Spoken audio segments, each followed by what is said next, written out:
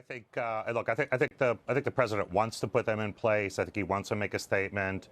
I don't think anyone is in a position to stop him, certainly not in the near term.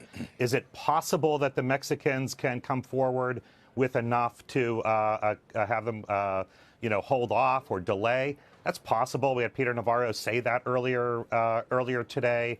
But, every time in the trade episode of the last couple of years of trade wars that you try to predict cooler heads and a more rational outcome, you get disappointed. It usually ends up with tariffs being imposed, and I think that's what we're going to see.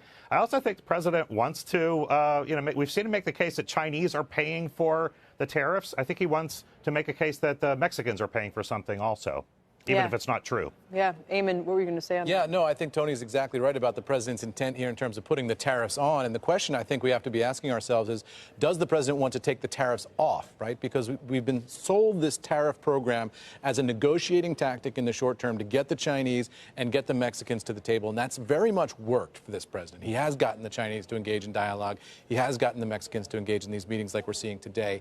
So that piece of it's worked. He hasn't gotten the results yet he'd like to see, but it's a work in progress. The question is, what's the president's ultimate goal here? Is he about deglobalizing the economy?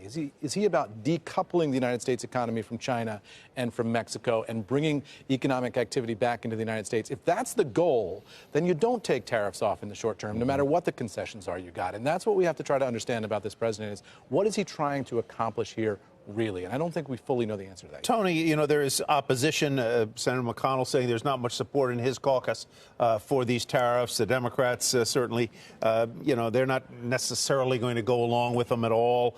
But what in the world can Congress really do beyond a motion of objection, or not censure, but of disapproval that would have no effect of law? And isn't it the case that Congress really gave the executive a tremendous amount of the power that the executive is now wielding and making Congress mad?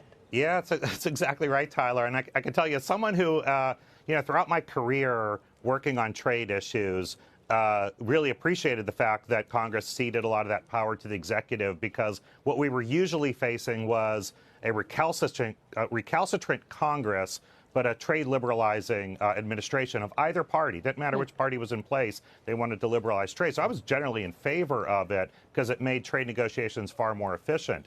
Early in this administration, having a sense that things were flipped, a lot of us went to Congress, told members, you need to take back your Article 1, Section 8 powers on trade and bind the options for this administration to keep them from going in dangerous directions. And they didn't do that. They felt that they couldn't fight the Congress. I would say there are things that Congress can do. I just don't think they'll do it in this situation, because you need McConnell and Pelosi to join forces on those things, and I just don't see that happening. Yeah, well, I don't Stranger really things see have that. happened. You see that, Eamon? We're in uncharted political waters here anyway.